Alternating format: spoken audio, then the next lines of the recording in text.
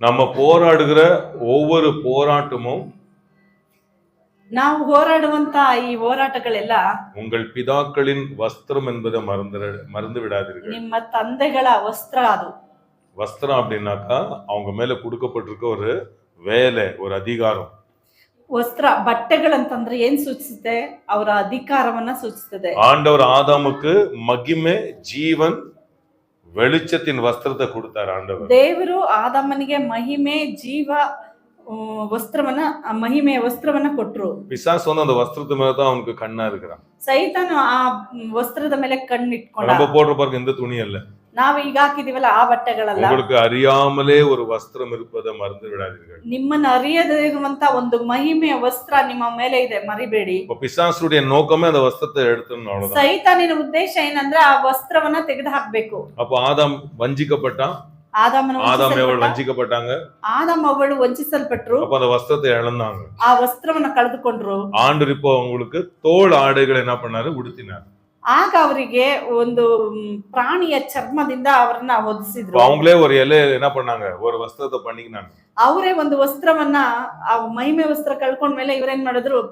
ಎಲೆಯನ್ನ ಒಲಿದು ಹಾಕೊಳಕ್ ನೋಡಿದ್ರು. Temporary solution ஆண்டவர் விரும்ப மாட்டார். பர்மனன்ட் சொல்யூஷன் கொடுக்க விரும்புறார். ತಾತ್ಕಾಲಿಕವಾದ ಸೊಲ್ಯೂಷನ್ ಅಲ್ಲ ದೇವ್ರು ಕೊಡೋದು, ಯಾವತ್ತೂ ಶಾಶ್ವತವಾದ ಸೊಲ್ಯೂಷನ್ ದೇವ್ರು ಕೊಡ್ತಾ ಇರ್ತಾರೆ. அப்போ அந்த தோல் ஆடை என்பது என்ன தெரியுங்களா?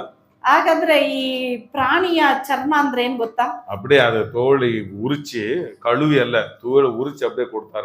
ನೋಡಿ, ಅಲ್ಲಿ ಒಂದು ಪ್ರಾಣಿಯ ಚರ್ಮವನ್ನ ಬಿಚ್ಚಿ ಆ ಮನುಷ್ಯನಿಗೆ ಆ ರಕ್ತದೊಂದಿಗೆನೆ ಹಾಕಿದ್ರು. அப்போ அவன் மேல இருக்குது என்ன வஸ்திரம் தெரியுமா? ಅವನ ಮೇಲೆ ಎಂತ ವಸ್ತ್ರ ಇತ್ತು ಗೊತ್ತಾ? ಮರಣ ವಸ್ತ್ರ. ಮರಣದ ವಸ್ತ್ರ. ಮರಣಕ್ಕೆ ಪಾತ್ರವನಾಯಿತು. ನೋಡಿ, ಅವನು ಈಗ ಮರಣಕ್ಕೆ ಪಾತ್ರನಾದ. ಜೀವಿக்கிற ಮನುಷ್ಯ ಮರಣಕ್ಕೆ ಪಾತ್ರನಾಯಿತು. ಜೀವಿಸ್ತಾ ಇದ್ದಂತ ಮನುಷ್ಯ ಮರಣಕ್ಕೆ ಪಾತ್ರನಾದ. ಅದೊಂದು ವಸ್ತ್ರ ಎಂಬುದು ரொம்ப சிறந்தது. ಅದರಿಂದ ಈ ಬಟ್ಟೆಗಳಂದ್ರೆ ಅದು ಶ್ರೇಷ್ಠವಾದದ್ದು. ಜಕರಿಯ ಪುಸ್ತಕ சொல்லப்படுகிறது, உன் ವಸ್ತ್ರத்தை காத்துக்கொள். ಜಕರಿಯದಲ್ಲಿ ಬರ್ದಿದೆ, ನಿನ್ನ ವಸ್ತ್ರವನ್ನ ಕಾಯ್ದುಕೋ. ಎಳೆ ಕುಮಾರ வீடு விட்டு போகும்போது பாருங்க, வஸ்திரம் இல்லாதவனாய் தான் உள்ள வந்தான்.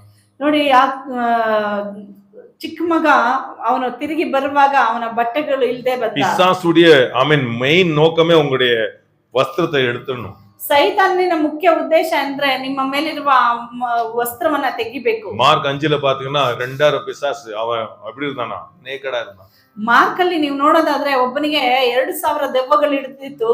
ಅವನ ಯಾವ ರೀತಿಯಾಗಿದ್ದ? ಅವನು ಬೆತ್ತಲಾಗಿದ್ದ, ಬಟ್ಟೆ ಇರ್ಲಿಲ್ಲ ಅವನ ಮೇಲೆ. ಯೇಸು ಅವನ್ನ ಬಿಡುವಿಚ್ಚಿ, ಯೇಸು ಅವನ್ನ ಬಿಡಿಸಿದ್ರು. ಅವನಿಗೆ ವಸ್ತ್ರத்தை போட்டான். ಅವನಿಗೆ ವಸ್ತ್ರವನ್ನ ಕೊಟ್ರು. இன்னைக்கு போலீஸ் ஸ்டேஷன் போனா ஃபர்ஸ்ட் ವಸ್ತ್ರத்தை கழட்டுன்றாங்க.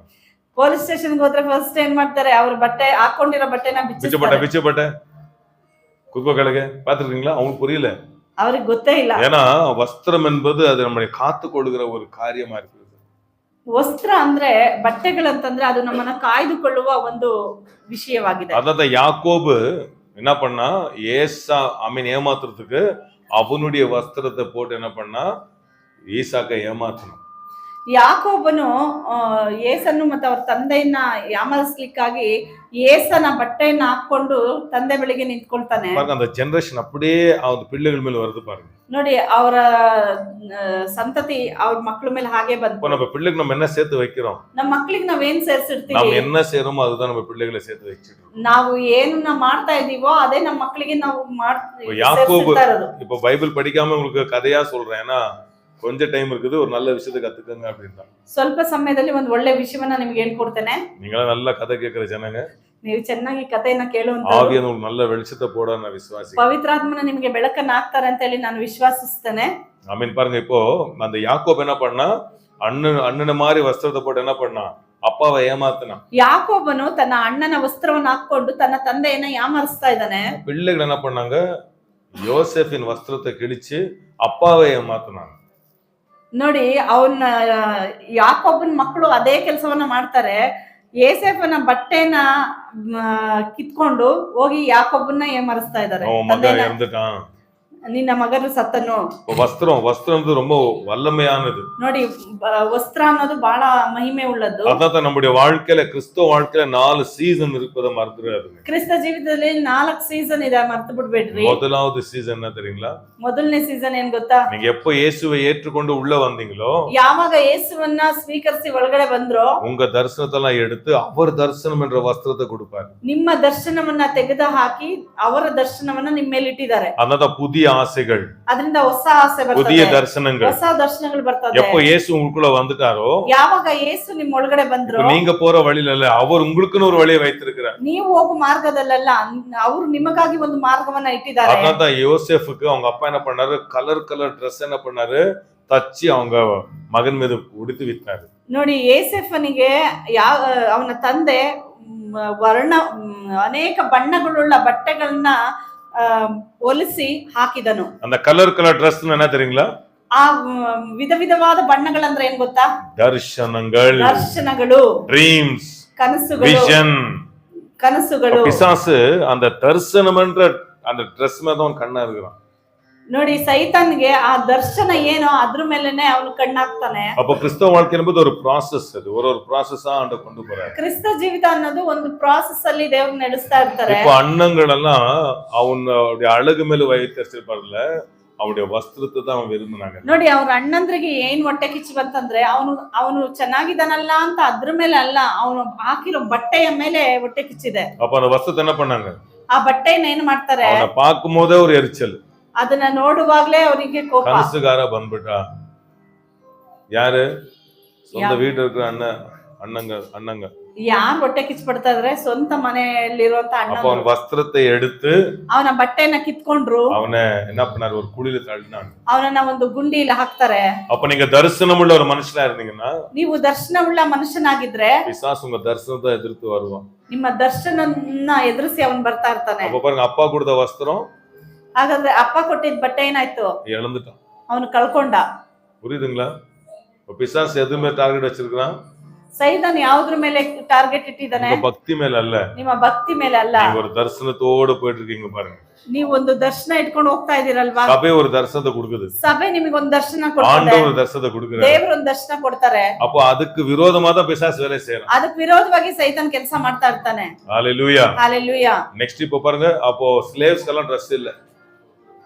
ನೋಡಿ, ಈ ದಾಸರಾಗಿ ಕರ್ಕೊಂಡ್ ಬರ್ತಾರಲ್ವಾ, ಅವರಿಗೆ ಬಟ್ಟೆಗಳಿಲ್ಲ. இப்போ அங்க அவ ஆண்டவர் அவனோட கூட இருந்தனால, ನೋಡಿ, ಅಲ್ಲಿ ದೇವರು ಅವನ ಜೊತೆಲಿ ಇದ್ದಿದ್ರಿಂದಾನೆ ಬೈಬಲ್ சொல்லுது, ಬೈಬಲ್ ಹೇಳ್ತದೆ. ಆಮೆನ್. ಓದಲಾಕ ಬರುವ ವಚನ ಆದಿಯಾಗಮ 39:2 ವಾಸಿங்க. ಆದಿಕಾಂಡ 39 2ನೇ ವಾಕ್ಯ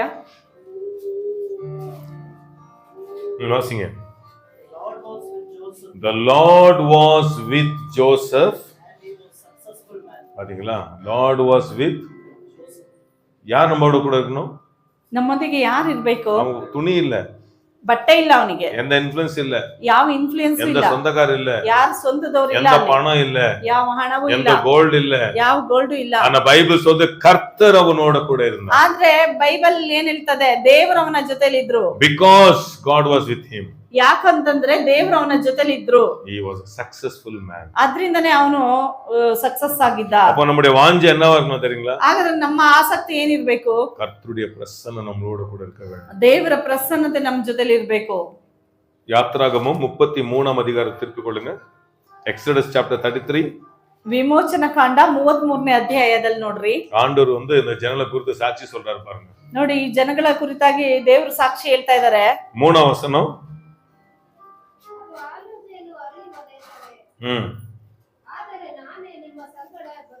ஆண்டவர் சொல்றாரு, நான் உங்களுக்கு ஒரு நல்ல தேசத்தை கொடுக்கிறேன், அது பாலும் தேனும் ஓடுகிற தேசம். ದೇವರ ಜನರಿಗೆ ಹೇಳ್ತಾರೆ, ನಾನ್ ನಿಮ್ಗೆ ಒಂದು ಒಳ್ಳೆ ದೇಶ ಕೊಡ್ತೇನೆ, ಆ ದೇಶ ಹಾಲು ಜೇನು ಹರಿಯುವಂತ ದೇಶ. பாலும் தேனுன்னா நீங்க பால் தேன் ஓடுறது அப்படி நினைச்சு கூடாது. ಹಾಲು ಜೇನು ಅಂತಂದ್ರೆ ಈ ನದಿ ತರ ಹರ್ಕೊಂಡು ಹೋಗ್ತಾ ಇದೆ, ಅದಲ್ಲ. இப்போ 1 ஏக்கர்ல இங்க ஒரு 2 மூட்டை போட்டா ஒரு 4 மூட்டை வருதுன்னு வச்சுக்கோங்க.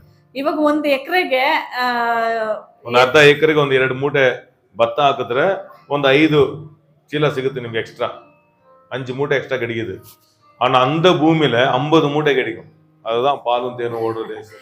ನೋಡಿ, ಅಲ್ಲಿ 2 ಮೂಟೆ ಭತ್ತ ಬಿತ್ತಿದ್ರೆ ಅಲ್ಲಿ 50 ಮೂಟೆಗಳು ಅಷ್ಟೊಂದು ಬೆಳೀತದೆ. ஏன்னா அந்த பூமி அவ்வளோ பவர். ಆ ಭೂಮಿ ಅಷ್ಟೊಂದು ಪವರ್ ಆಗಿದೆ. அப்ப ஆண்டு அந்த தேசத்தை நான் கொடுக்கிறேன், ಅಂತ ದೇಶವನ್ನ ನಾನು ಕೊಡ್ತೇನೆ ಅಂತ ದೇವರು ಹೇಳ್ತಾ ಇದ್ದಾರೆ. ஆனா ஒரு ಕಂಡೀಷನ್ ஆண்டு சொல்றாரு. ಆದ್ರೆ ಒಂದ್ ಕಂಡೀಷನ್ ಅವ್ರಿಗೆ ಹೇಳ್ತಾರೆ, நான் உங்களோட வர மாட்டேன், ನಾನ್ ನಿಮ್ಮ ಜೊತೆಲಿ ಇರೋದಿಲ್ಲ. அதாவது நீ நிறைய கிறிஸ்தவங்க அவங்களுக்கு அவங்களுடைய ஆசைகளெல்லாம் ஆண்டு கொடுத்துட்டாரு. ಅನೇಕ ಕ್ರೈಸ್ತರಲ್ಲಿ ಅನೇಕ ಆಸೆಗಳನ್ನ ದೇವರು ಪೂರೈಸ್ತಾರೆ. சர்ச்சு போறாங்க பாருங்க, ஒண்ணு அவங்க சர்ச்சுக்கு வர மாட்டாங்க, நல்லா இருக்காங்களே, கார் வாங்கிட்டாங்களே, வீடு வாங்கிட்டாங்களே, அவங்க சர்ச்சுக்கு வர மாட்டாங்க. ನೋಡಿ, ಕೆಲವರು ಚರ್ಚಿಗೆ ಬರೋದಿಲ್ಲ, ಅವ್ರ ಕಾರು ಮನೆ ಎಲ್ಲ ತಗೊಂಡಿರ್ತಾರೆ, ಹಂಗಂತ ಜನಗಳು ಅವ್ರನ್ನ ಹೇಳ್ತಾ ಇರ್ತಾರೆ. பைபிள் சொல்லுது, பைபிள் ஆண்டு சொல்றாரு, ஆமென், நீங்க விரும்பினதை நான் கொடுத்துறேன். ದೇವ್ರು ಹೇಳ್ತಾರೆ, ನೀವೇನ್ ಇಷ್ಟ ಪಡ್ತೀರಾ ಅದನ್ನ ನಾನು ಕೊಟ್ಬಿಡ್ತೀನಿ, ஆனா நான் உங்களோட வர மாட்டேன். ಆದ್ರೆ ನಾನ್ ನಿಮ್ ಜೊತೆಲಿ ಬರೋದಿಲ್ಲ. ஏன்? ಯಾಕೆ? ஆண்டு சொல்ற பாருங்க, ஏன்? ನೀವು ನನ್ನ ಆಜ್ಞೆಗಳಿಗೆ ಅದನ್ನ ಓಡ சொன்னாலும் நீங்க கேட்காத ಜನ. ದೇವ್ರು ಹೇಳ್ತಾರೆ, ಏನ್ ಹೇಳಿದ್ರು ನೀವು ಬಗ್ಗದೇ ಇರೋರು. ஆண்டவர் துக்கப்படுறாரு. ದೇವ್ರು ದುಃಖ ಪಡ್ತಾರೆ. சரி, நீங்க போங்க, நான் வரமாட்டேன்றார். ನೀವು ಹೋಗ್ರಿ, ನಾನ್ ಬರೋದಿಲ್ಲ ಅಂತ ಹೇಳ್ತಾರೆ. 14ನೇ ವಚನ, 14ನೇ ವಾಕ್ಯದಲ್ಲಿ 15ನೇ ವರ್ಷದ ವಾಸಿಂಗ 15ನೇ ವಾಕ್ಯ ನೋಡ್ರಿ. ನೀವು ನಮ್ಮ ಸಂಗಡದ ಬಾರದಿದ್ದರೆ, பாத்தீங்களா இவ்வளவு ஒரு வெளிச்சம். ನೋಡಿ ಎಷ್ಟು ತಿಳುವಳಿಕೆ ಅವನಿಗೆ.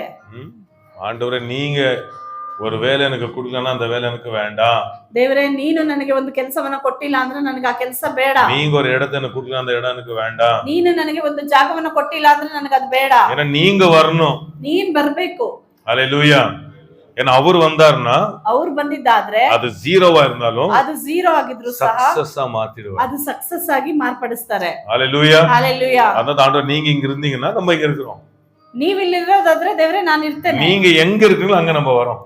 ಇಲ್ಲ, ನೀವು ಎಲ್ಲಿರ್ತೀರೋ ಅಲ್ಲಿ ನಾನು ಬರ್ತೀನಿ. நம்ம புடிச்சவரை இழுக்க கூடாது. ನಾವೇ ಅವ್ರನ್ನ ಎಳಿತಾ ಇರಬಾರ್ದು. ஆண்டவரே, நீங்க எங்க இருக்கிறீங்களோ, ನೀವು ಎಲ್ಲಿದ್ದೀರೋ. ஏன்னா 14ನೇ ವಚನ சொல்லுது பாருங்க, 14ನೇ ವಾಕ್ಯ ಹೇಳ್ತದೆ, ನಾನೇ ನಿಮ್ಮ ಜೊತೆಯಲ್ಲಿ ಬಂದು ನಿಮಗೆ ವಿಶ್ರಾಂತಿಯನ್ನು ಉಂಟು நான் ಮಾಡುವೆನು. வந்தா உங்க வீடுகள்ல ரெஸ்ட் கொடுப்பேன்.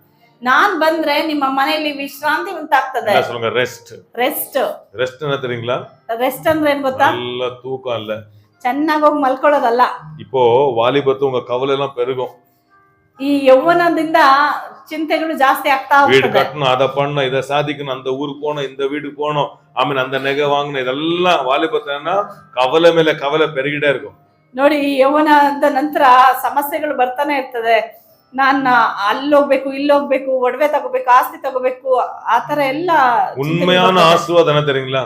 ನಿಜವಾದ ಆಶೀರ್ವಾದ ಏನಂದ್ರೆ, வீடு வாங்கிட்டாரு, ஆமாம், வண்டி வாங்கிட்டாரு, அதெல்லாம் ஆசீர்வாதம், எல்லாம் வந்து வரும், எல்லாருக்குமே வரும். ಮನೆ ತಗೊಂಡ್ರು, ಗಾಡಿ ತಗೊಂಡ್ರು, ಇದು ಎಲ್ರಿಗೂ ಬರ್ತದೆ. உண்மையான ஆசீர்வாதம் என்ன தெரியுங்களா? ನಿಜವಾದ ಆಶೀರ್ವಾದ ಏನ್ ಗೊತ್ತಾ? நீங்க ವಯಸ್ಸಾಗ ವಯಸ್ಸಾಗ ನಿಮ್ಗೆ ಏಜ್ ಆಗ್ತಾ உங்க ரெஸ்ட் பெருகணும். ನಿಮ್ಮಲ್ಲಿ ವಿಶ್ರಾಂತಿ ಹೆಚ್ಚಾಗ್ಬೇಕು. என்ன ரெஸ்ட்? ಎಂತದು ರೆಸ್ಟ್ ಅಂದ್ರೆ, பிள்ளைகளை குறித்தான வாழ்க்கை, ನಿಮ್ಮ ಮಕ್ಕಳ ಕುರಿತಾದ ಸಮಾಧಾನ, ಬೇರೆ பிள்ளைகளை குறித்தான வாழ்க்கை, ನಿಮ್ಮ ಮೊಮ್ಮಕ್ಕಳ ಕುರಿತಾಗಿ ಸಮಾಧಾನ உங்க ಇರಬೇಕು, வீடை குறித்து, ನಿಮ್ಮ ಮನೆಯ ಕುರಿತಾಗಿ, உங்க எதிர்காலங்களை குறித்து, ನಿಮ್ಮ ಭವಿಷ್ಯದ ಕುರಿತಾಗಿ, கடைசி நாட்களிலே ಕಡೆಯ ದಿನಗಳಲ್ಲಿ ரெஸ்ட்ல வரணும். ನೆಮ್ಮದಿಯಾಗಿ ಇರಬೇಕು. அப்ப அவர் வரும் பொழுது ಅವ್ರು ಬರುವಾಗ ரெஸ்ட் வரும். ರೆಸ್ಟ್ ಬರ್ತದೆ. அப்ப அவரு என்ன ஆகுது? ದೇವ್ರಿಲ್ಲ ಅಂದ್ರೆ ಏನಾಗ್ತದೆ? எல்லாமே இருக்கும். ಎಲ್ಲಾನು ಇರ್ತದೆ. கார் இருக்கும், வீடு இருக்கும், எல்லாமே இருக்கும். ಕಾರು, ಮನೆ ಎಲ್ಲ ಇರ್ತದೆ. ஆனா கவலைகள் உள்ள எப்படி இருக்குது? ಆದ್ರೆ ಚಿಂತೆಗಳು ಒಳಗಡೆ ಹೆಂಗಿರ್ತದೆ? ஓ, என்ன இருந்தா என்ன, வந்தா உருப்படலையே, இந்த குடும்பம் சரியாகலையே, ಏನಿದ್ರೆ ಏನು, ಇವನಂತೂ ಸರಿಯಾಗ್ಲಿಲ್ವಲ್ಲ, ಈ ಕುಟುಂಬ ಸರಿಯಾಗ್ಲಿಲ್ವಲ್ಲ ಅನ್ನೋ ಚಿಂತೆಲ್ಲೇ ಇರ್ತಾರೆ. வியாதி கவலை, ಕಾಯಿಲೆಗಳಲ್ಲಿ ಇರ್ತಾರೆ, கடன் கவலை, ಸಾಲದಲ್ಲಿ ಇರ್ತಾರೆ. இன்னைக்கு உலகத்தை பாக்குறீங்க இல்லீங்களா? ಈ ಲೋಕದಲ್ಲಿ ನೋಡ್ರಿ, எல்லாம் செட்டில் ஆயிட்டோம் அப்படின்னு நினைச்ச உடனே ஒரு திடீர்னு ஒரு பிரச்சனை. ಎಲ್ಲ ಸರಿ ಆಯ್ತಪ್ಪ ಅಂತ ನೆನ್ಸುವಾಗ್ಲೇನೆ ಒಂದು ಹೊಸ ಸಮಸ್ಯೆ. ಅದು ಬೈಬಲ್ சொல்லுது, ಯೌವನದಲ್ಲಿ ನುಗವನ್ನು ಹೊರುವುದು ಒಳ್ಳೆಯದು. ಆಮೆನ್. அதாவது அந்த வாலிபத்தை உங்களுக்கு யார் என்ன திட்டினாலும், யார் என்ன கஷ்டம் கொடுத்தாலும் நீங்க எல்லாமே சகிச்சுக்குவீங்க. ஆனா வயசான பிறகு வரக்கூடாது. ನೋಡಿ, ಯೌವನದಲ್ಲಿ ಯಾರಾದ್ರೂ ಏನಾದ್ರು ಹೇಳಿದ್ರೆ ಅದನ್ನ ಈಸಿಯಾಗಿ ತಗೊಳ್ತಾರೆ. ಆದ್ರೆ ವಯಸ್ಸಾದ್ಮೇಲೆ ಒಂದು ಮಾತು ಹೇಳಿದ್ರೆ ಅದನ್ನ ಅಷ್ಟು ಈಸಿಯಾಗಿ ತಗೊಳಕ್ಕಾಗಲ್ಲ, ಅದು ಭಾರ ಅನ್ಸ್ತದೆ. ஹல்லேலூயா. அப்ப ஆண்டு நம்மளோட இருக்கும்போது, ದೇವ್ರು ನಮ್ ಜೊತೆಗೆ ಇರೋದಾದ್ರೆ வஸ்திரங்கள் போனாலும் கவலை இல்ல, வஸ்திரங்கள் ಹೋದ್ರೂ பரவாயில்ல, புதிய வஸ்திரங்களை ಹೊಸ ವಸ್ತ್ರವನ್ನ ಅವ್ರು ಕೊಡ್ತಾರೆ. அப்போ இந்த பார்வோன் கிட்ட போறான், வஸ்திரம் இல்லாம தான் போறான் போத்திபார் வீட்டுக்கு. ಏಸಫನು ಈ ಪೋಟಿಫರನ ಮನೆಯಲ್ಲಿ ಬಟ್ಟೆ ಇಲ್ಲದವನ தேவன் அவனோட இருந்ததுனால ದೇವರು ಏಸಫನ ಸಂಗಡ அவன் செய்வதெல்லாம் கர்த்தர் ಅವನು வாய்க்கு ಕೈ ಹಾಕಿದ್ದೆಲ್ಲ ಸಫಲಗೊಳಿಸಿದ್ರು. ஹalleluya. Hallelujah. ನಮ್ಮ ಟೆಕ್ನಿಕ್ ಟ್ರಿಕ್ಸ್ ಎಲ್ಲ ಕೆಲಸ ಮಾಡಲ್ಲ. ನಾನು ಆ ಬಿಸ್ನೆಸ್ ಮಾಡ್ಬಿಡ್ತೀನಿ, ಈ ಬಿಸ್ನೆಸ್ ಮಾಡ್ತೀನಿ, ஒருத்தர் பார்த்து அங்க பால் அங்க ಹೋಟ್ಲ್ ಹಿಂಗ ಅದು ಎಲ್ಲ ಫುಲ್ ರೊಟೇಷನ್ ಇರ್ತಾರೆ. Full rotation. ಒಬ್ರು ನಾನು ನೋಡಿದೆ, ಬೆಳಗ್ಗೆ 5 ಗಂಟೆಯಿಂದ ಹಿಡಿದು ಅಲ್ಲೊಂದ್ ಬಿಸ್ನೆಸ್, ಆ ನಂತರ 10 ಗಂಟೆಗೆ ಒಂದ್ ಬಿಸ್ನೆಸ್, ಸಾಯಂಕಾಲ ಒಂದ್ ಬಿಸ್ನೆಸ್, ಹೋಟ್ಲ್ ಬಿಸ್ನೆಸ್ ಅಂತ ಫುಲ್ ದಿನ ಪೂರ್ತಿ ಹಾಗೆ ರೊಟೇಷನ್ ಅಲ್ಲಿ. வீட்டை நைட் எப்படி தூங்குவாரு நினைக்கிறீங்க? ರಾತ್ರಿ ಹೆಂಗ್ ನಿದ್ದೆ ಮಾಡ್ತಾರೆ? ஐயோ, அங்க பால் போடணும், அங்க சாப்பாடு போடணும், இங்க வந்துச்சா அங்க வந்துச்சா பாருங்க. அவன் ಫುಲ್ ಕವಲೆ தான் இருப்பாரு. ನೋಡಿ, ಅವ್ರು ನೆಮ್ಮದಿಯಾಗಿ ನಿದ್ದೆ ಮಾಡಲ್ಲ. ರಾತ್ರಿ ಎಲ್ಲ ಬೆಳಗ್ಗೆ ಇದು ಬಂತ, ಆಮೇಲೆ ಹೋಟ್ಲಿಗೆ ಬಂತ, ಇದು ಸರಿ ಆಯ್ತಾ ಅದು ಅಂತ ಅವ್ರ ಚಿಂತೆಯೊಂದಿಗೆ ನಿದ್ದೆ ಮಾಡ್ತಾರೆ, ಟೆನ್ಷನ್ ಅಲ್ಲೇ ಇರ್ತಾರೆ. ಕರ್ತರ್ ஒரு ಮನುಷ್ಯನோட இருந்தார்னா, ದೇವರು ಒಬ್ಬ ಮನುಷ್ಯನ ಜೊತೆಲಿ ಇರುವುದಾದ್ರೆ செய்வதெல்லாம் வாய், ನೀವು ಮಾಡೋದೆಲ್ಲ ಸಫಲ ಆಗ್ತದೆ. ಎಲ್ಲ செடி வைக்கிறாங்க, ಎಲ್ರು ಗಿಡನ ಇಡ್ತಾರೆ, அவன் செடி மட்டும் வளருது. ಆದ್ರೆ ಅವನು ನೆಟ್ಟಂತ ಗಿಡ ಮಾತ್ರ ಬೆಳೀತಾ ಇದೆ. போர்த்திபார் பாக்குறான், ಆಗ ಪೋಟಿಫರನ್ ನೋಡ್ತಾನೆ, கர்த்தர் இவனோட கூட இருக்கிறார், ದೇವರು ಇವನ್ ಜೊತೆಲಿ ಇದ್ದಾರೆ. ஜெபம் பண்ணிட்டு இருந்தான், அப்பா பார் பிரேயர், எங்க மகன் அப்பா பார் பிரேயர் பண்ணிட்டு இருக்கா. பிரேயர் பண்றதுனால கடவுள் உங்களோட இல்ல, நீங்க செய்வதெல்லாம் வாய்க்கணும். ನೀವು ಪ್ರೇಯರ್ ಮಾಡಿದ ತಕ್ಷಣ ದೇವ್ರು ನಿಮ್ ಜೊತೆಲಿ ಇದಾರೆ ಅಂತ ಯಾರು ಹೇಳಲ್ಲ. ಆದ್ರೆ ನೀವು ಕೈ ಇಟ್ಟು ಮಾಡ್ತಿರಲ್ಲ, ಅದು ಸಫಲ ಆದ್ರೇನೆ ಹೇಳೋದು ಜನಗಳು ಇವನ್ ಜೊತೆ ದೇವ್ರು ಇದಾರೆ ಅಂತ. நிறைய பக்தி கிறிஸ்தவங்க இருக்காங்க, வீட்டுல ஒரு வேலை செய்யறது இல்ல. ಇವತ್ತು ಅನೇಕ ಕ್ರಿಸ್ತರು ಇದಾರೆ, ಮನೇಲಿ ಒಂದು ಕೆಲಸ. நான் ஜெபிக்கணும், நான் பைபிள் படிக்கணும், டிஸ்டர்ப் பண்ணாதீங்க, ನಾನು ಬೈಬಲ್ ಓದ್ಬೇಕು, ಪ್ರಾರ್ಥಿಸಬೇಕು, ನನಗೆ ಡಿಸ್ಟರ್ಬ್ ಮಾಡಬೇಡಿ ಅಂತ ಹೇಳ್ತಾರೆ.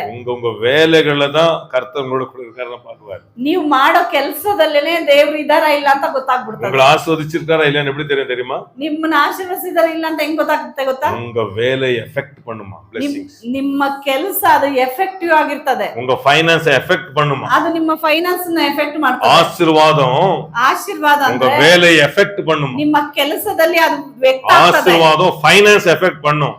ನಿಮ್ಮ ಮೇಲೆ ಆಶೀರ್ವಾದ ಇದ್ರೆ ಆ ಫೈನಾನ್ಸ್ ಅಲ್ಲಿ ಎಫೆಕ್ಟ್ ಆಗ್ತದೆ. ஆசீர்வாதம் ಫ್ಯಾಮಿಲಿ ಎಫೆಕ್ಟ್ பண்ணும். ಆಶೀರ್ವಾದವು ಫ್ಯಾಮಿಲಿನ ಎಫೆಕ್ಟ್ ಮಾಡ್ತದೆ. ಅದನ್ನ நம்ம ಬೈಬಲ್ ಕಾಲೇಜ್ போகும்போதெಲ್ಲ வேலை நிறைய கொடுத்தாங்க. ಅದರಿಂದ ಬೈಬಲ್ ಕಾಲೇಜಲ್ಲಿ ಹೋದಾಗ ಅಧಿಕವಾಗಿ ಕೆಲಸವನ್ನ ಕೊಡ್ತಾರೆ. ಬೈಬಲ್ படிக்க ಟೈಮ್ ಇಲ್ಲ, ಬೈಬಲ್ ಓದೋದಕ್ಕೆ ಟೈಮ್ ಇಲ್ಲ. 5 மணி ஏஞ்சா ஆமென் ஏன் சொன்ன ஜெபத்துக்கு கூப்பிடுறாங்க, இல்ல ஆமென் பாண்ட்ல எடு, ஆமென் கோணி எடு, எதுக்கு அங்க பில்டிங் கட்டணும், ஆமென் என்னடா படிக்க வந்தோமா இல்ல வேலை பண்ண வந்தோமா, முறுமுறுக்குறாங்க. ನೋಡಿ, ಬೈಬಲ್ ಕಾಲೇಜಲ್ಲಿ ಸೇರಿದ ತಕ್ಷಣ ನಾವು ನೆನ್ಸ್ಕೊಂಡ್ವಿ ಚೆನ್ನಾಗಿ ಓದಿಸ್ತಾರೆ ಅಂತ ಹೇಳಿ, ಬೆಳಗ್ಗೆ ಎಬ್ಬರಿಸ್ತಾರೆ, ಪ್ರಾರ್ಥನೆ ಕರೀತಾರೆ ಅಂತ ಹೋದ್ರೆ ಅಲ್ಲಿ ಬಾಣ್ಲಿನೂ ಗುದ್ಲಿನೂ ಕೊಟ್ಬಿಟ್ಟು ಹೋಗಿ ಕೆಲಸ ಮಾಡ್ರಿ ಅಂತ ಹೇಳ್ತಾರೆ. ஏன்னா உங்களோட ஆண்டவர் இருக்காரா, ஏதாவது வேலை செய்யுங்க, உன் கையிட்டு செய்கிற வேலையை நான் ஆசீர்வதிப்பேன். ನಿಮ್ ಜೊತೆ ದೇವ್ರು ಇದಾರ, ಹಾಗಾದ್ರೆ ಕೆಲಸವನ್ನ ಮಾಡ್ರಿ, ಯಾಕಂದ್ರೆ ದೇವ್ರು ಹೇಳ್ತಾರೆ ನೀನ್ ಕೈ ಇಟ್ಟು ಮಾಡುವ ಕೆಲಸವನ್ನ ನಾನು ಆಶೀರ್ವದಿಸ್ತೀನಿ ಅಂತ ಹೇಳಿ. வீட்டை தூங்கி கொண்டிரு உன்னை பிளஸ் பண்ண சொல்ல, ஏதோ ஒரு கை வைக்கணும். ஹalleluya. ನೀನ್ ಮನೇಲಿ ನಿದ್ದೆ ಮಾಡ್ತಾ ಇರು, ನಾನು ನಿನ್ ಜೊತೆಗಿದ್ದ ಆಶೀರ್ವದಿಸ್ತೀನಿ ಅಂತ ಹೇಳ್ತಾರೆ. ವಾಚ್ பண்றாங்க. ಹಾಗಾದ್ರೆ ದೇವ್ರು ವಾಚ್ ಮಾಡ್ತಾ இவனோட ಇದ್ದಾರೆ. கர்த்தர் இருக்கிறாரு, ಆಗ ಅವನು இவனோட கர்த்தர் இருக்கிறாரு, ದೇವ್ರಿನ ಜೊತೆಲಿ ಇದ್ದಾರೆ. ஆமென். யோசேப் அந்த ரீபாலா சந்தரபா அப்படி ஜெபம் பண்ணல, அவன் செய்வதெல்லாம் வாய்க்கு. ಯೋಸೇಫನೇನು ಯಾವಾಗ್ಲೂ ಪ್ರಾರ್ಥನೆ ಮಾಡ್ತಾ ಅನ್ಯ ಭಾಷೆಯಲ್ಲಿ ಮಾತಾಡ್ತಾ ಇಲ್ಲ, ಅವನ್ ಮಾಡೋ ಕೆಲಸದಲ್ಲಿ ಸಫಲ ಆಗ್ತಾ ಇದ್ದಾನೆ. ಅದಂತ ಪಾವಂ நம்முடைய வேலையை எஃபெக்ட் பண்ணுமா? ಅದರಿಂದ ಪಾಪವು ನಮ್ಮ ಕೆಲಸವನ್ನ ಎಫೆಕ್ಟ್ ಮಾಡ್ತದೆ. ಆದಮ್ ಪಾಪ செஞ்சா பாருங்க, வேலை ಜಾಸ್ತಿ ಆಯ್ತು, ಲಾಭ ಕಮ್ಮಿ ಆಯ್ತು. ಯಾವಾಗ ಆದಮನು ಪಾಪ ಮಾಡಿದ ಅವನ ಕೆಲಸ ಜಾಸ್ತಿ ಆಯ್ತು. இதுக்கு முன்னாடி பாவம் செய்யறதுக்கு முன்னாடி வேலை இருந்துச்சு, ஆனா சக்சஸ் இருந்துச்சு. ಅವನ್ ಪಾಪ ಮಾಡಕ್ ಮುಂಚೆ ಕೂಡ ಕೆಲಸ ಇತ್ತು, ಆದ್ರೆ ಅದರಲ್ಲಿ ಸಕ್ಸಸ್ ಇರ್ತಾ ಇತ್ತು. இப்போ போர்த்திபர் என்ன பண்றான், கர்த்தரனோட கூட இருப்பதை பார்த்து ஒரு வஸ்திரத்தை கொடுக்குறான். ಪೋರ್ತಿಫರನು ಅವನನ್ನ ನೋಡಿ ಅವನಿಗೆ ಒಂದು ಬಟ್ಟೆಯನ್ನ ಕೊಡ್ತಾ ಇದ್ದಾನೆ. இப்போ உங்க மனைவி அந்த ವಸ್ತ್ರத்தை பிடிக்கிறாங்க. ಆಗ ಆ ಪೋಟಿಫರನ ಹೆಂಡತಿ ಅವನ ಮೇಲಿದ ಆ ವಸ್ತ್ರವನ್ನ ಕಿತ್ತಾಕ್ತಾಳೆ. ಅರ್ಥ ಆಯ್ತಾ? ಆ ವಸ್ತ್ರ ಕಿತ್ತಾಗಿದ್ದಕ್ಕೆ ಜೈಲಿಗೆ ಹೋದ. ಈಗ ಆ ವಸ್ತ್ರವನ್ನ ಕಿತ್ತಿದ ತಕ್ಷಣನೇ ಅವನನ್ನು ಜೈಲಿಗೆ ಹಾಕ್ತಾರೆ. ಈಗ ಜೈಲಿಗೆ போற அங்க ವಸ್ತ್ರ ಇಲ್ಲ. ಜೈಲಲ್ಲಿ ಹೋದಾಗ ಅವನಿಗೆ ಅಲ್ಲಿ ಬಟ್ಟೆಗಳಿಲ್ಲ. ஆனா இப்ப ஜெயிலர் பாக்குறாரு. ಈಗ ಜೈಲರ್ ನೋಡ್ತಾ ಇದ್ದಾನೆ. சாதாரணமான விஷயம் இல்ல இது சாதாரண அல்ல. இந்த ஜெயில வந்து கொலை பண்ணி வந்துட்டா கூட ஒரு மரியாதை இருக்குது. ஆனா இந்த ரேப் கேஸ் இதெல்லாம் பாத்தீங்கன்னா நிறைய அடிப்பாங்க அங்க இருக்கவங்க. ನೋಡಿ, ಕೊಲೆ ಮಾಡಿ ಬಂದ್ರು ಕೂಡ ಒಂದು ರೆಸ್ಪೆಕ್ಟ್ ಇರ್ತದೆ. ಆದ್ರೆ ಈ ಹೆಣ್ಮಕ್ಳನ್ನ ಕೆಡಿಸ್ ಬಂದ್ಬಿಟ್ರೆ ಅವ್ರನ್ನ ಚೆನ್ನಾಗಿ ಹೊಡಿತಾರೆ.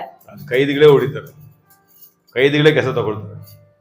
ನಿಜಂಗ ಅನುಭವ ಇದೆ, ನೋಡಿದ್ದೀರಾ? ನೋಡ್ಬೇಡಿ ಎಷ್ಟು. ಯಾಕಂದ್ರೆ இன்னைக்கு அப்படி ஜெயில ಏನಪ್ಪ ಕೇಸ್ ನಿಂದು? ಏನೇ ಒಂದು 20 ಜನ ಕರೆದ್ಬಿಟ್ಟು ಹೌದಾ ಸರ್ ಅನ್ನುವಾಗ, ಇಲ್ಲ ಸರ್ ಹೆಣ್ಣು ಹೌದಾ, ಗುಡ್ಸ್ ಹೋಗು, ಬಾತ್ರೂಮ್ ತೊಳಿ, ಆಮೇಲೆ இதான் செய்யும். ஆனா இங்க யோசப் அந்த கேஸ் தான் உள்ள போறான். ஏசப் ಆ ಕೇಸಲ್ಲೇ ಒಳಗಡೆ ஆனா ಹೋಗಿದ್ದಾನೆ. பைபிள் சொல்ற தேவன் அவனை அங்கேயும் லீடர் ஆக்கிட்டார்.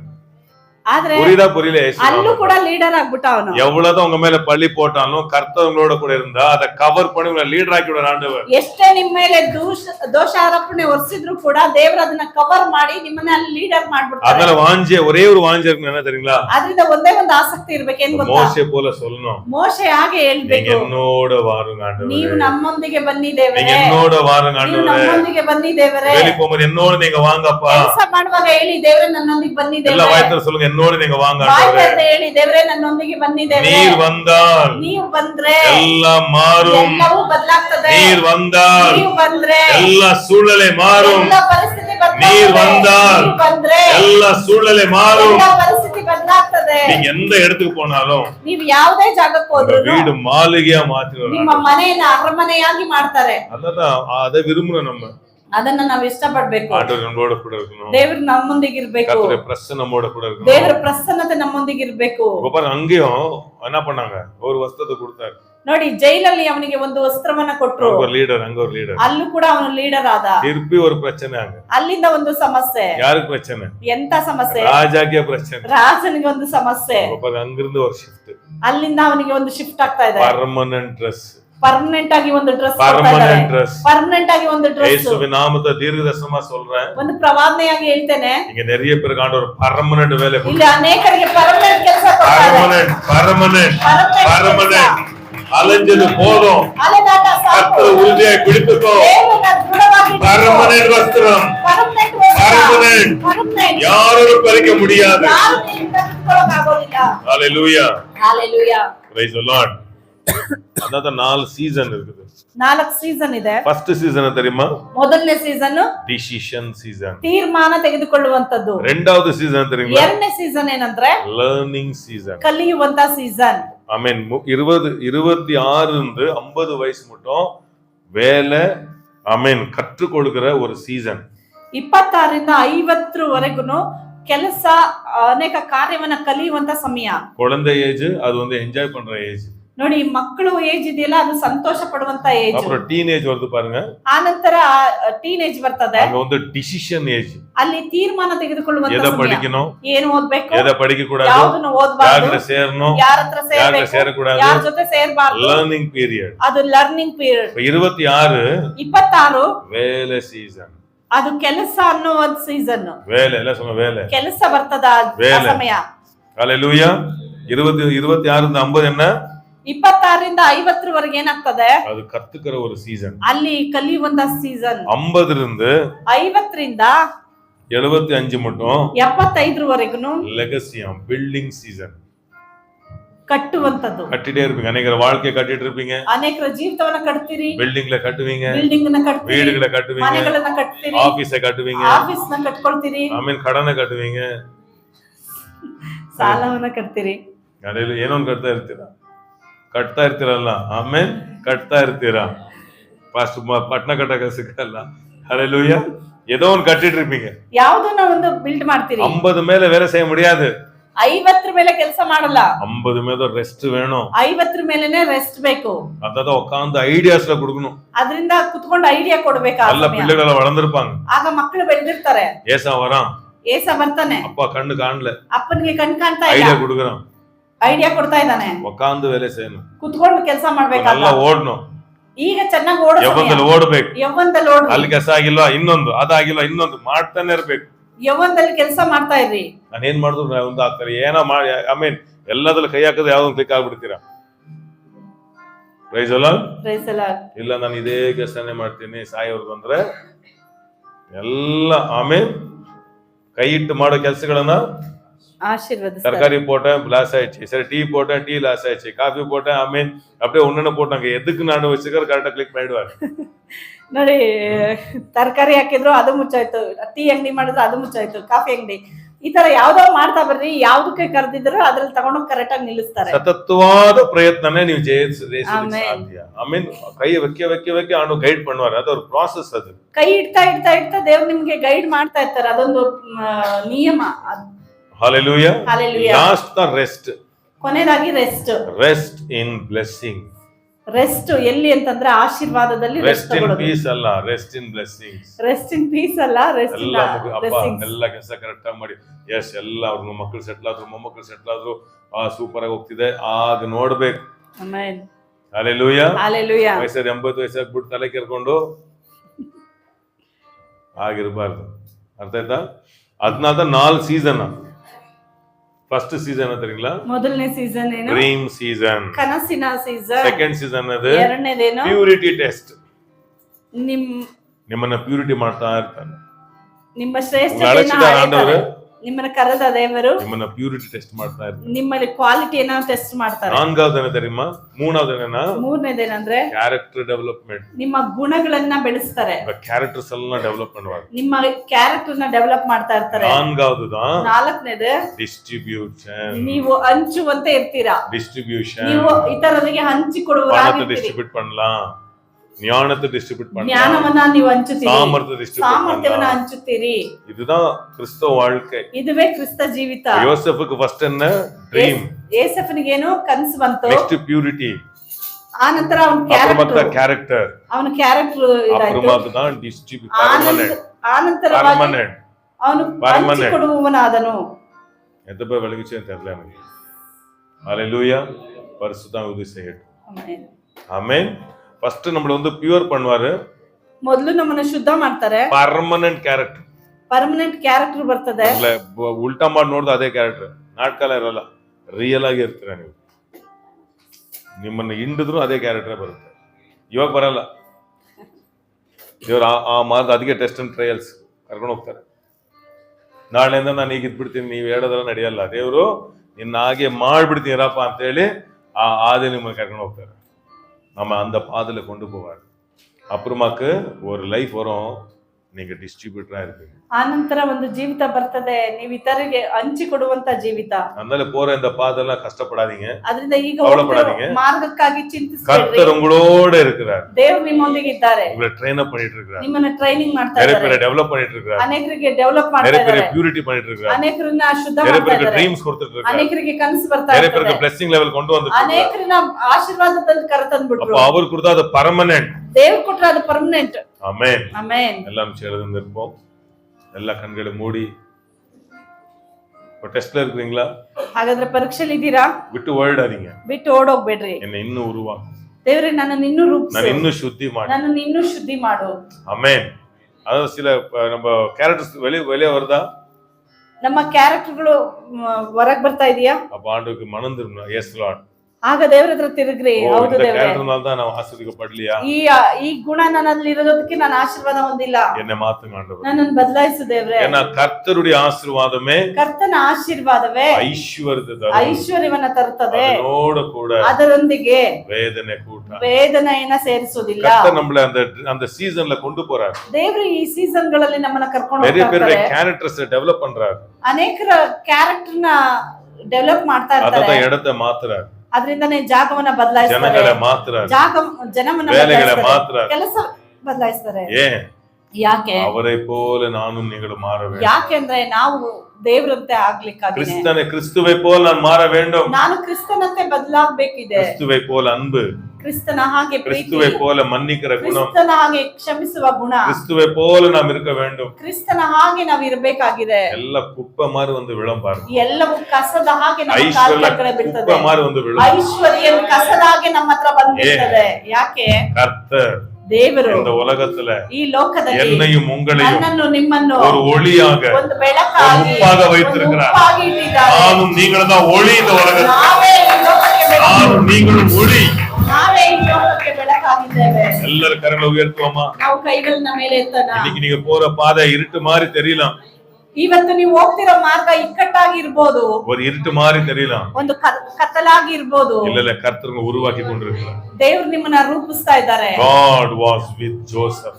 ಯೋಸೇಫನೊಂದಿಗೆ ದೇವರು ಇದ್ದರು, and he was successful man. ಆತನು ಸಫಲಗೊಂಡನು. கர்த்தர் அவனுடைய end பார்த்துட்டாரு. ದೇವರು ಅವನ ಅಂತ್ಯ ಏನಂತ ನೋಡಿದ್ರು. Because God is with you, ಯಾಕಂದ್ರೆ ದೇವರು ಅವನ ಸಂಗಡ you ಇದ್ರು. will be a successful. You will be a successful.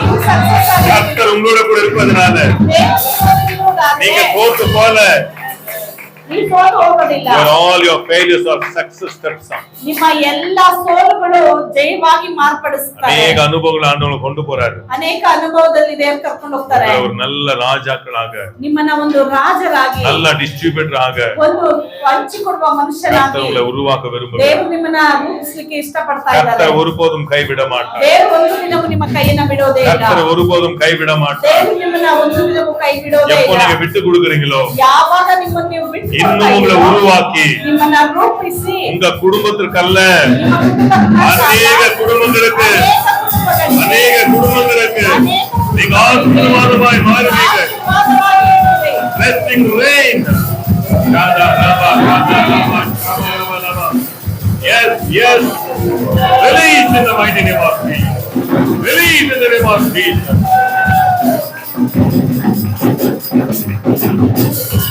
பிசாசு எவ்வளவு உங்க வஸ்திரங்கள் எல்லாம் பிடிச்சிருந்தாலும், ಸೈತಾನ್ ಎಷ್ಟೇ ನಿಮ್ಮ ವಸ್ತ್ರವನ್ನ ಕಿತ್ತು ಹಾಕಿದ್ರು, எவ்வளவோ உங்க வேலைகளை எடுத்திருந்தாலும், ಎಷ್ಟೇ ನಿಮ್ಮ ಕೆಲಸವನ್ನ ಕಿತ್ಕೊಂಡ್ರು, உங்களுக்காக ஒரு வேலை, ನಿಮಗಾಗಿ ಒಂದು ಕೆಲಸವಿದೆ, உங்களுக்காக வேலைகளை உண்டு. ನಿಮಗಾಗಿ ಒಂದು ಕೆಲಸವಿದೆ. ஓடி வாங்க அவர்கிட்ட, ಓಡಿ ಬನ್ರಿ ಅವರ ಹತ್ರ, அவர் சமூகத்துக்கு ஓடி ಅವರ வாங்க. ಸಮ್ಮುಖಕ್ಕೆ ಓಡಿ ಬನ್ರಿ. அவர்தான் ரட்சகர், ಅವರೇ ರಕ್ಷಕ, அவரே விடுதலை ஆக்குகிறவர், அவரே சகாயம் பண்ணுகிறவர், அவரே சகாயம் பண்ணுகிறவர். தகப்பனே, உமக்கு நன்றி ராஜா. எல்லா துதி கனமான மகிமை உம் ஒருவருக்கே செலுத்துகிறோம். இயேசுவின் மூலம் பிதாவே, ஆமென். ஆமென். ஒரு பாடலை பாடும் பொழுது ಒಂದು ಹಾಡನ್ನ ಆಡುವಾಗ விசுவாசத்தோட முன்னாடி வந்து காணிக்கைகளை நாம் செலுத்துவோம். ವಿಶ್ವಾಸದಿಂದ ನಾವು ಕಾಣಿಕೆಗಳನ್ನ ನಾವು ಸಲ್ಲಿಸೋಣ. உண்மையில ஆண்டவர் உங்களுக்கு பேசினாரா? ದೇವ್ರು ನಿಮ್ಮ ಹತ್ರ ಮಾತಾಡಿದ್ರಾ? உங்க ஆத்மாக்கு சந்தோஷமா இருந்துச்சா? ನಿಮ್ಮ ಆತ್ಮಕ್ಕೆ ಸಂತೋಷವಾಗಿದೆಯಾ? அந்த விசுவாசத்தை வந்து காணிக்கை ಆ ವಿಶ್ವಾಸದೊಂದಿಗೆ ಕಾಣಿಕೆಗಳನ್ನ ஏதோ நான் போடணும் நல்லா போடாது அந்த டப்பா வச்சிருக்கேன். ಏನೋ ಆಗ್ಬೇಕಂತ ನೀವು ನೆನ್ಸ್ಬೇಡ್ರಿ. போட்டாலும் சரி போடாவிட்டாலும் சரி, ನೀವು ಹಾಕಿದ್ರು ಸರಿ ಹಾಕದೇ ಇದ್ರು ஆனா ಸರಿ, அந்த விசுவாசத்தோடு நீங்க போடு. ಆದ್ರೆ ವಿಶ್ವಾಸದೊಂದಿಗೆ ಹಾಕ್ರಿ. ஆண்டவரே, இன்னைக்கு ஊழியக்கார சொன்ன இந்த வார்த்தைகள் எல்லாம் என் வாழ்க்கை நிறைவேறணும் அப்படி சொல்லி விசுவாசத்தோட காணிக்கை போடு. ದೇವ್ರೇ, ಇವತ್ತು ಹೇಳಿದ ವಾಕ್ಯದಂತೆ, ಸೇವಕರು ಹೇಳಿದ ವಾಕ್ಯದಂತೆ ನನ್ನ ಜೀವಿತದಲ್ಲಿ ನಡೀಲಿ ಅಂತ ಹೇಳಿ ನಂಬಿ பர்மனன்ட் வஸ்திரத்தை எனக்கு கொடுங்க. ನನಗೆ ಪರ್ಮನೆಂಟ್ ಆದ ವಸ್ತ್ರವೇ, பர்மனன்ட் வீடு, ನನಗೆ ಪರ್ಮನೆಂಟ್ பர்மனன்ட் வாழ்க்கை, பர்மனன்ட் பிசினஸ், பர்மனன்ட் ಆಗಿರುವಂತದ್ದು. அது விசுவாசத்தோட விதைங்க. ವಿಶ್ವಾಸದೊಂದಿಗೆ ಬಿತ್ತನೆ ಮಾಡ್ರಿ. கர்த்தர் உங்க விசுவாச கனப்படுத்துவார். ದೇವ್ರು ನಿಮ್ಮ ವಿಶ್ವಾಸವನ್ನ ಘನಪಡಿಸ್ಲಿ.